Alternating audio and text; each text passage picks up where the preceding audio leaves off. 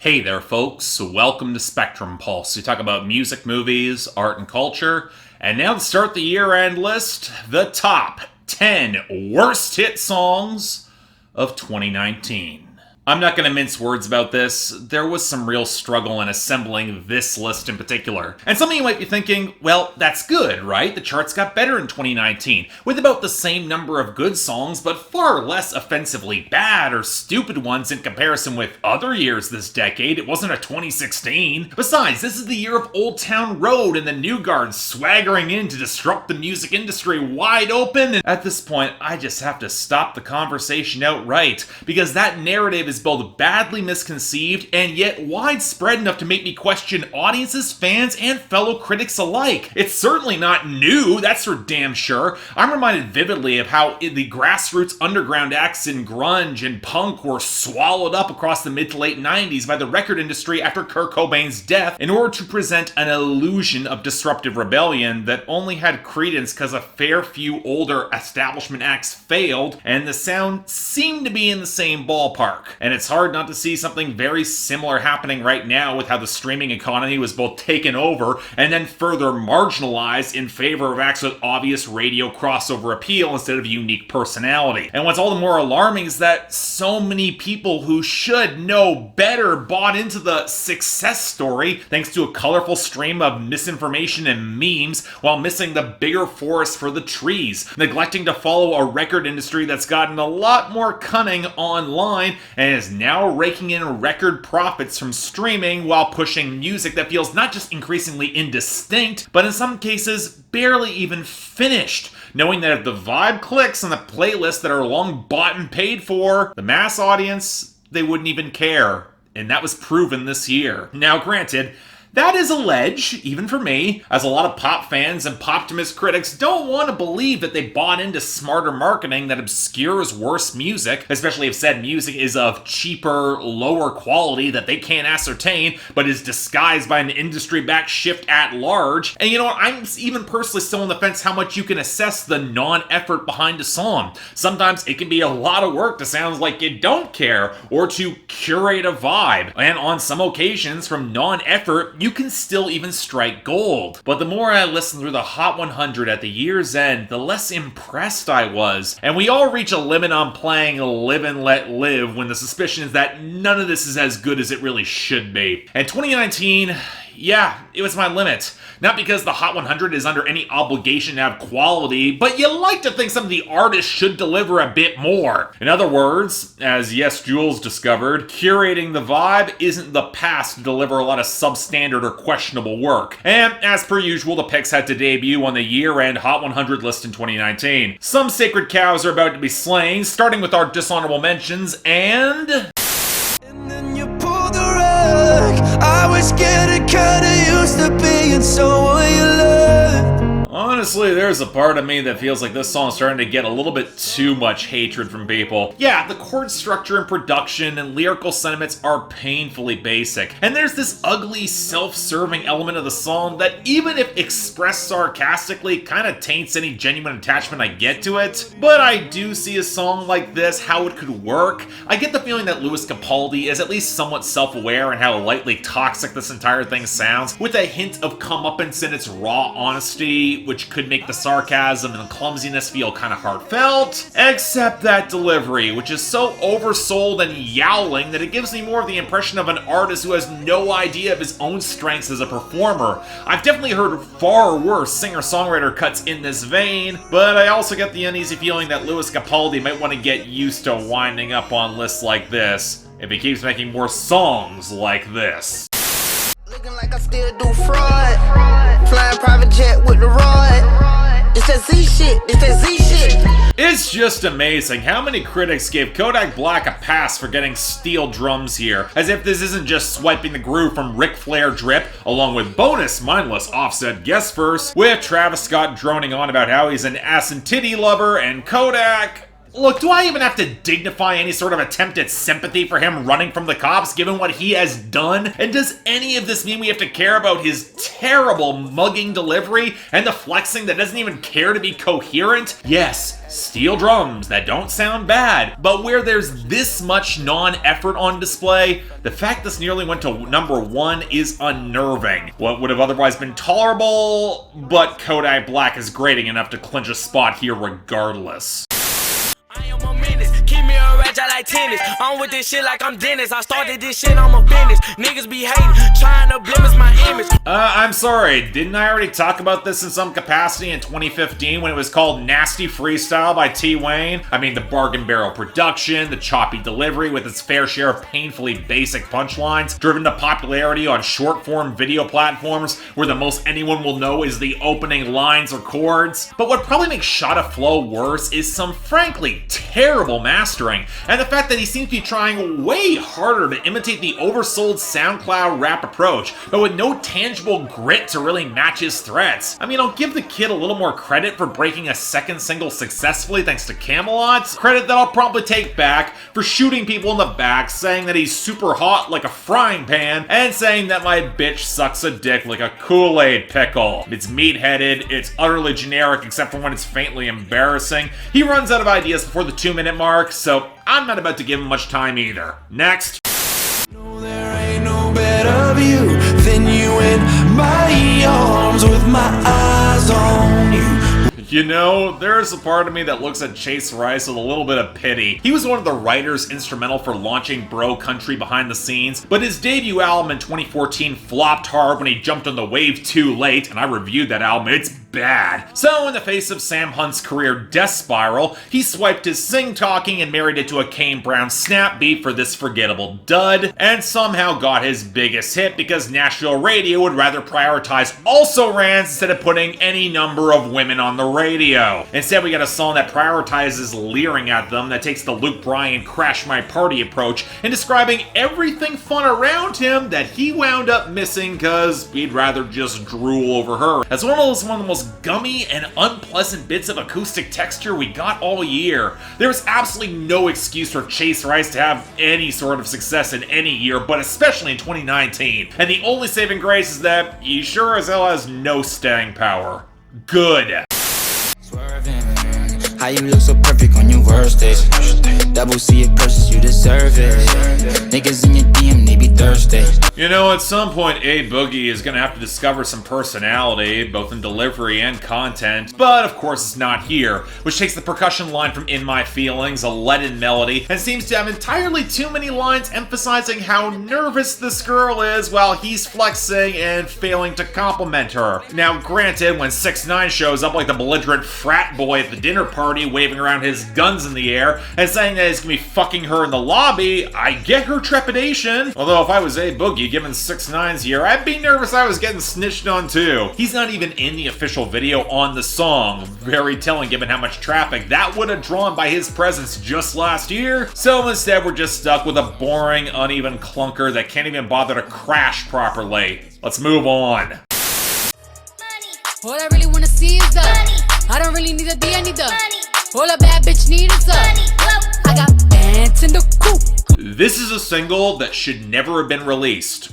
Actually, scratch that. Even though I still like Press, I would argue Cardi B should have just rested on her laurels throughout 2019 and released pretty much nothing at all instead of spreading herself thin on too many forgettable guest verses that raised the worrisome probability that Atlantic is gonna fumble her follow-up. Now, Money is the most emblematic of it, but it's not just the principle that clinched this spot. No, that goes to the Go Nowhere hook, that MC Hammer reference that I really hope is not prophetic, flagrantly undercooked production, and a cheap staccato piano line that Cardi keeps trying to give some flair or any sort of edge, but instead sounds really barren, undercooked, and hollow. And as much as Cardi B still has buckets of personality, I'm still a fan. 2019 proved that there's a lot more competition forcing their way onto the scene for women in hip-hop, and charisma will not carry her forever, especially if it sounds like she also doesn't care.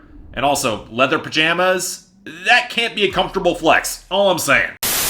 Can we just talk? Can we just talk? Talk about where we're going? Oh, someone needs to remind me of when Disclosure used to be good, and when Khalid was able to lean into an organic groove instead of another song that was a headache and a half. If he wanted to make a pop song as uncomfortable as the question and sentiment, "Can we just talk?" with the awkward trap skitter, the overmixed synth, and him failing to convey any sort of warmth, well, yeah, he got there, but the song's a total unlistenable dud as a result. But what gets actively distracting is that if you dig even a little bit deeper into the lyrics and delivery, Khalid might want to open the door for conversation, but then he's retreating into apologies and non-answers even before he can properly engage, which was a cute trick when Open Mike Eagle was self-aware about it on Insecurity 3 years ago, but here it comes across as just utterly ineffectual. It's the sonic equivalent of getting stuck on hold with a cable company, and yet when they actually get on the line, you stammer that you're missing your paperwork and have to go back on hold. And it's anathema why anyone finds it remotely enjoyable when Right Back was right there. Even with an A Boogie remix, I'd probably take that over this.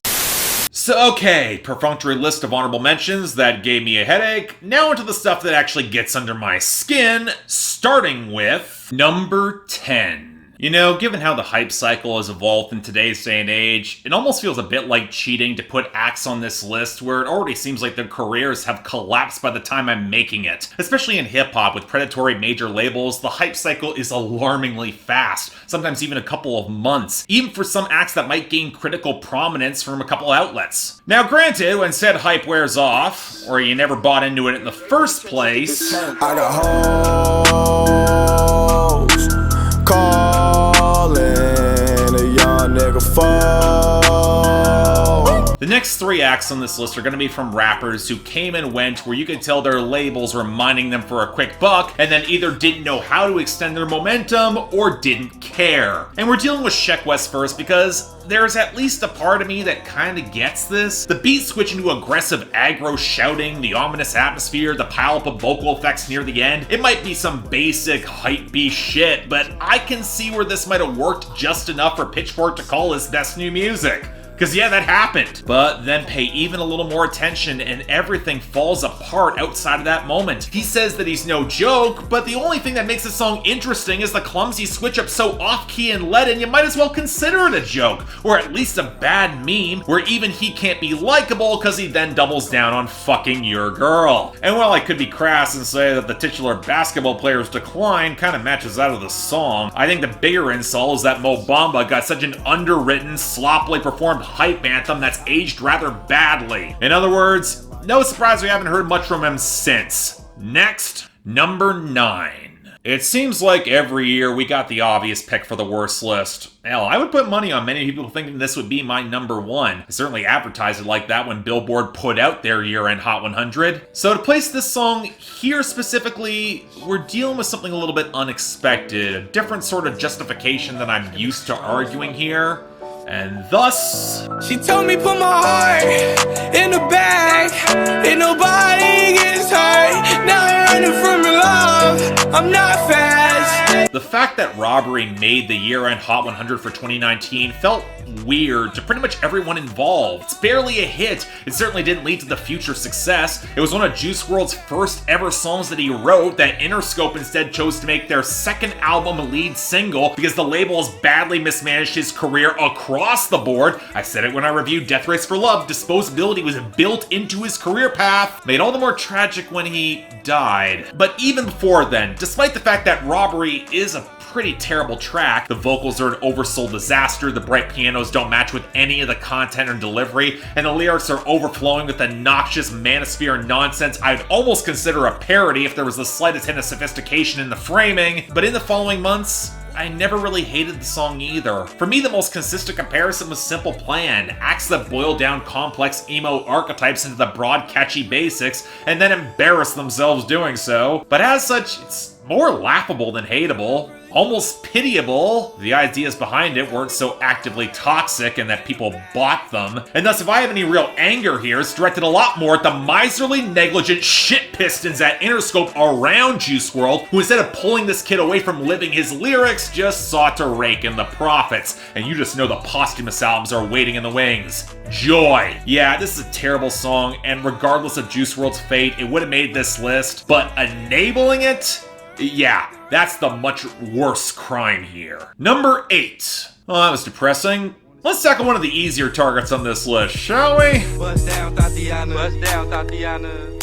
I wanna see you bust down. Pick it up, now break that shit down. Break it down. Speed it up, then slow that shit down on the gang. So I'll be very honest. I didn't hate Thotiana, at least not to the level the backlash Blueface initially received. Maybe it's just hearing so much from the underground where going off beat doesn't really faze me, but I figured if he was able to expand his unique style, maybe something would come of that. And then a few months later, and the hype dies down and you realize he gave everyone involved entirely too much credit, because that's not a unique style, it's incompetence. What I perceived as potentially interesting wound up as being consistently bad, especially whenever he made his conscious effort to be closer to the beat and then failed, and when the production and content got nowhere close to being interesting, I lost whatever tenuous hold I had on this guy's bandwagon. You know what, if you're looking to make a good ass anthem, and they do exist, shout out to the good ass anthems, maybe it would sound a lot less awkward if you cared to follow the groove, or you didn't have production that sounded so cheap and utterly by the numbers, or hell, even if you sounded like you cared. What tends to get glossed over is how offbeat rap is often compensated for by big, infectious personalities, none of which Blueface has, especially on this fragment of a song, and I don't recommend you read any of the annotations from Blueface himself about this song on Genius, where not only is he convinced of his presence and charisma, he thinks he's every woman's fantasy. Because apparently every lady likes the guy who acts as if she never existed after they fuck and can't even show some basic competency or enthusiasm about his tenuous success. Again, almost unfair to go in on this guy given how quickly his career has sputtered to a halt, but I can't say he be missed. And I don't expect you'll be back. Number 7.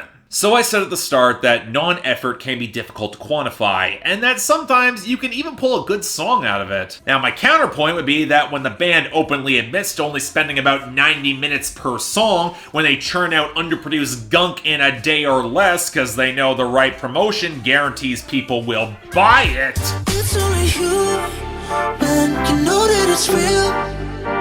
So why would you fight or try to deny the way that you feel? I don't know how even the fans of the Jonas Brothers can look at their comeback as anything beyond a colossal, cynical disappointment. I mean, sure, Sucker went to number 1. It was underproduced, but it was passable. But then Cool had all the smirking, obnoxious flair of a band playing into their self-awareness at precisely the angle to seem both sincere and ironic simultaneously. Hell, when they're making money hand over fist, why would they really care that much? But that single tanked, thank God, and thus we're stuck with the same unpleasant leering of Swervin with somehow even worse production. The farting horns, the weird zippy squonks of synth, the cheap snares, the gummy synthesized vocal effects, and the same chintzy lounge feel epitomized by the non-effort in their performance. This is the sort of song that gets played in one of the seedier casinos in Vegas. No, in Jersey off the main strip, where the brothers playing the part of the bad pickup artists who are unironically wearing leisure suits and too much cologne, trying and failing to be sexy. I mean, how in the nine hells do any of you know her body's got other plans besides reaching for the mace? Especially when the only promise is to dance in a living room?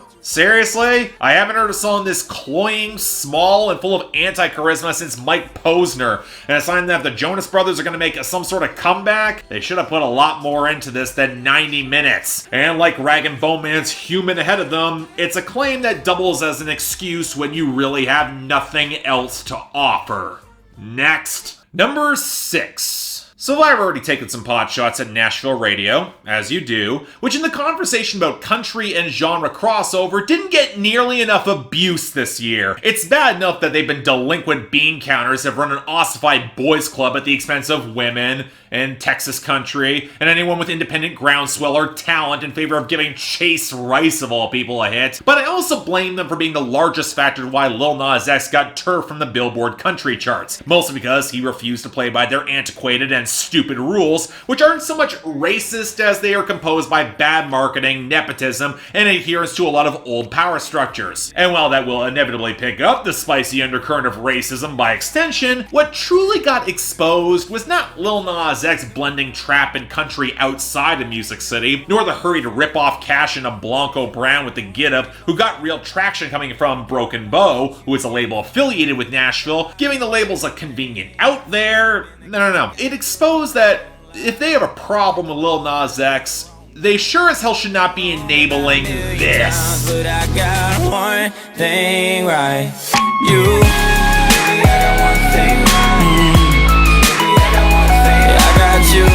I don't know if there's a mainstream producer who has such delusions of competence as Marshmello. He's convinced that he can work with anybody because his formula lacks dimension. And that does work for limited singers like Selena Gomez, but it does not work for a bastardization of pop country crossed with EDM, where a hapless but complicit Kane Brown struggles against the second worst production in this sort of crossover in 2019. Because while it might not be worse than Zac Brown destroying a decade's worth of credibility in 2 devastating blows, there are way too many things wrong with one thing right. How is it that you are known as a producer and you have such shoddy mastering for all the vocal lines, so heavily reliant on blown out compression that your electric strumming is clipping every single edge of the mix against some hideously flattened and buzzing backing vocals, which is trying for impact off the pedal steel drop but was delivered with the intensity of a wet fart? And Kane Brown, ugh. As much as it is easy to give him crap for his by-the-numbers pop country and the streaming manipulation that got him success in the first place, even he can't be asked to show enthusiasm for this direct, which in its content is basically Hoobastank's The Reason by way of a girl that probably should have dumped this guy off the very first line. If he's cheating and lying, it's not going to lead to good things down the road. Factor in the awkward jingle off the offbeat acoustics, the horrible autotune, an utter lack of impact.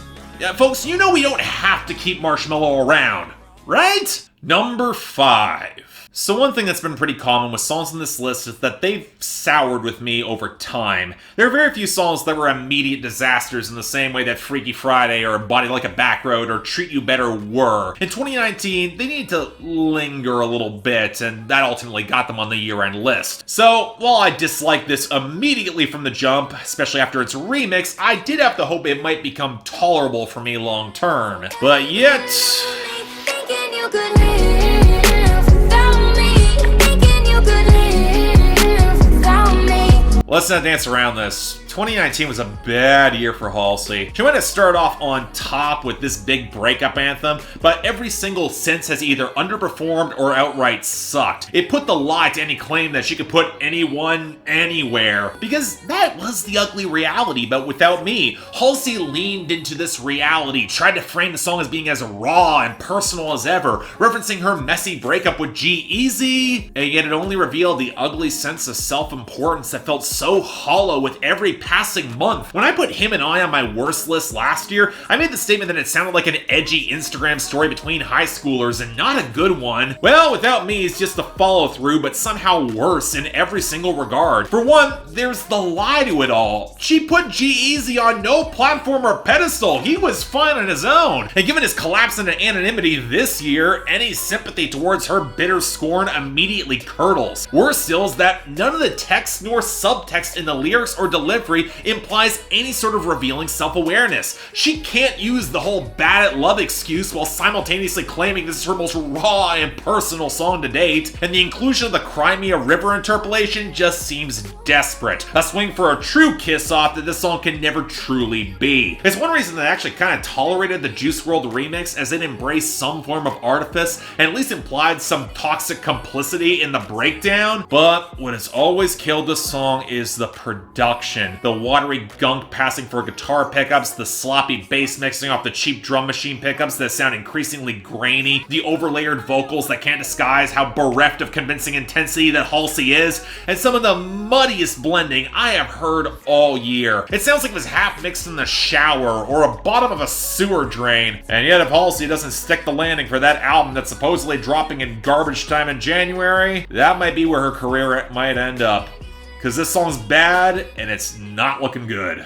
Number 4. But say what you will about Halsey, as much as I think Without Me is incompetent and petty and utterly lacking in tangible impact, that's been a consistent assessment I've really had about a lot of her career, and at least she is clearly trying. But if you want to see folks who aren't, and how it led to some really ugly results... I drink till I'm drunk, smoke till I'm high, castle on the hill, wake up in the sky, you can't tell me I ain't fly. Another song I was trying to give the benefit of the doubt, until I realized there was absolutely no point in doing so. All three men clearly don't care besides lazy flexing, so why give them that lazy pass that Gucci Mane has had ever since he got out of jail, and that Kodak Black has been given his entire career? Because nothing about this song is remotely likable beyond the brief fragment of the intro. A lot of cheap trap percussion, keyboard twinkles that don't match with any of that, and not an ounce of real groove, which is exactly what you need when Gucci Mane is going to meander through a rote and basic verse. He went on the record this year about how little effort he spends on every single song he makes, so can somebody just call all this token and lazy? Because that's what it is. And then there's Kodak Black.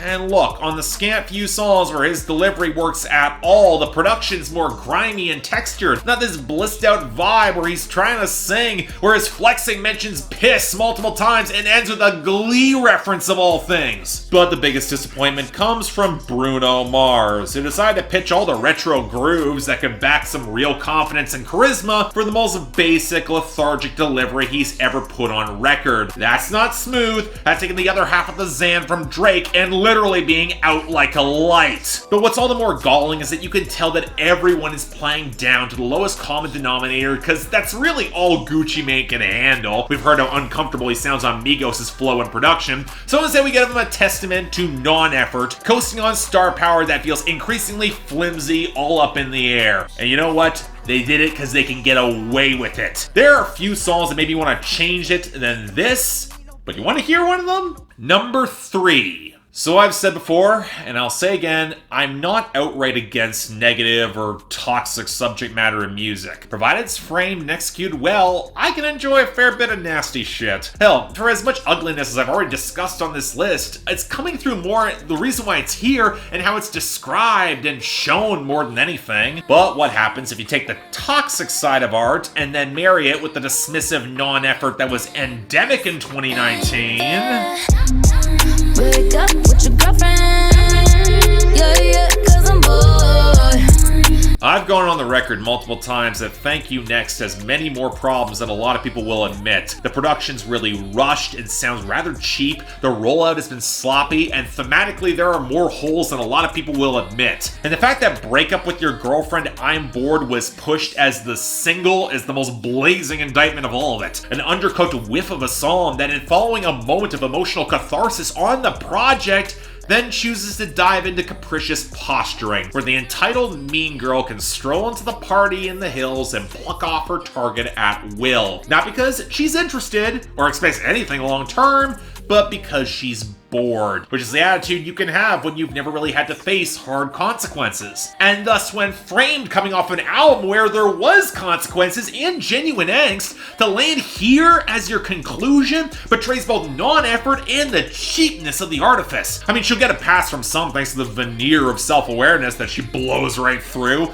and yet even then, if she plays the villain, it's ultimately not all that compelling because bored capriciousness rooted in self-love just does not add up to all that much. Even if you buy into the video's thesis that she's talking more to herself, it doesn't match the text of the song, which is focused on the guy near exclusively. It's just a lazy bait and switch for the video. And when you pair it with the painfully cheap sounding drum machine skitters, a goopy melody that slides into flattened buzzes and ad-libs, it had the feeling of a bonus demo that was tacked onto the album rather than get too real, which, you know what, is exactly what it is, as Ariana Grande herself would later reveal on Twitter. Charming, Ariana, but given how your other singles kind of underperformed this year, you might find there are others who have stopped caring or got a little bored. Number 2. I already know my picks for my top 2 are going to be contentious, albeit among 2 completely different fan bases. Hell, when I finished assembling this list, I was a little bit shocked that they wound up this high, especially from artists who have received so much popular acclaim. And yet for this, for what was advertised as a shot heard around the world, one that took its time to really sour on me. Niggas been counting me out. I'm counting my bullets, I'm loading my clips, I'm writing down names, I'm making a list, I'm checking it twice and I'm getting them hit. J. Cole's been one of the biggest disappointments in hip-hop in the 2010s. I've been reviewing doing his project since 2013, and while his fans will place him at the top of the totem pole, all I've heard is a wildly overrated, self-obsessed, and flagrantly hypocritical rapper whose competency has been excused as excellence and who has been chasing more innovative and interesting acts for years now. A hip-hop everyman who with every project sounds like he hates that pedestal and the culture that's reinforcing it. And his behavior this year, leading into this song,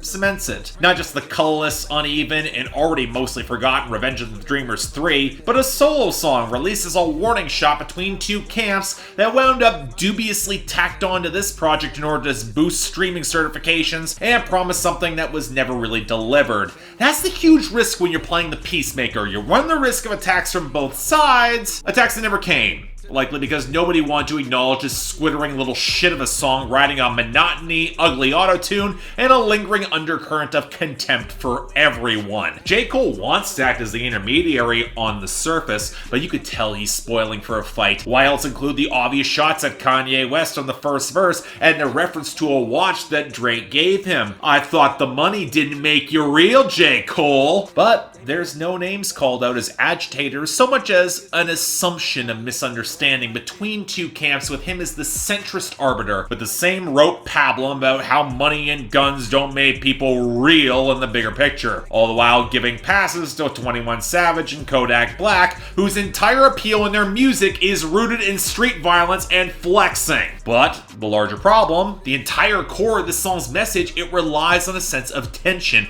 of him being caught in the middle, force both of them to see the larger picture of what's going on for black men in America, while also taking on all comers, which is why so much of his flexing here is an attempt to assume the throne by birthright. But the larger problem is that there is no real tension here from either side. There wasn't any tension this entire year. This isn't Kendrick's call for competition on the Controlverse. This is J. Cole looking for something that he can feel, while tonally remaining completely incoherent. Hell, in the first verse, he flips from a populist call to elevate everyone to him just flexing, saying everyone is equal. But, you know, some are more equal than others. Oh, and the production sounds lazy as all hell. From T-Minus's big return to the stage, we got a basic horn loop, by-the-numbers leaden trap percussion, verses with zero investment, and let's not forget the auto-tune mumbling mess of a hook. All framed as an ominous warning for more to come that nearly a year later leaves nothing but a really sour taste in my mouth, as all the more failed promotional stunt than song, paired with hollow insights that J. Cole has repeated countless times until they're discarded as not convenient to him or outright contradicted in his own subtext on the song. It's kind of rich saying that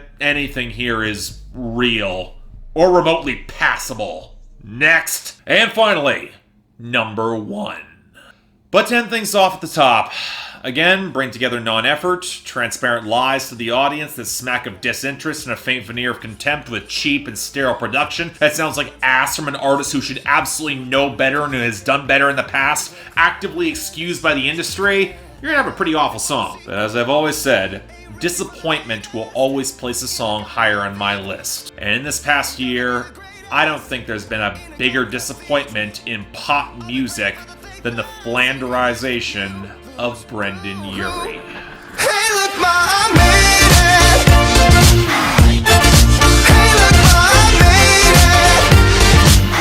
it. I don't know if I could even get properly angry at this, or just grimace with absolute disgust at how Brendan Urie as Panic at the Disco has transformed this act, has morphed this act. It was one of the more colorful and promising pop rock acts to break out of the mid-2000s, where critics could at one point make a comparison to the ambitious pop of Brian Wilson, has now become a sad sideshow act, coated in flop-swept, corporatized satire with no punch and horrible production. It's the fundamental lie that should have consigned the song to the waste bin of history on the first release, and yet it wasn't until I realized how much I secretly cared that the loathing really surfaced. Because the song implies urgency, he has finally made it. When I was there in 2006 and 2005, when Panic at the Disco actually made it without the corporate chicanery and sellout. It's a subtext and assertion that he hasn't made it with his best, that we should celebrate him getting there on his worst. And the rest never really mattered, or maybe not even existed, hiding behind a veneer of self-awareness that can't even commit to the subversion emotion by the hook, which is sold with such straightforward sincerity. There's no complexity in his delivery here. It might have wanted to be satire at some point,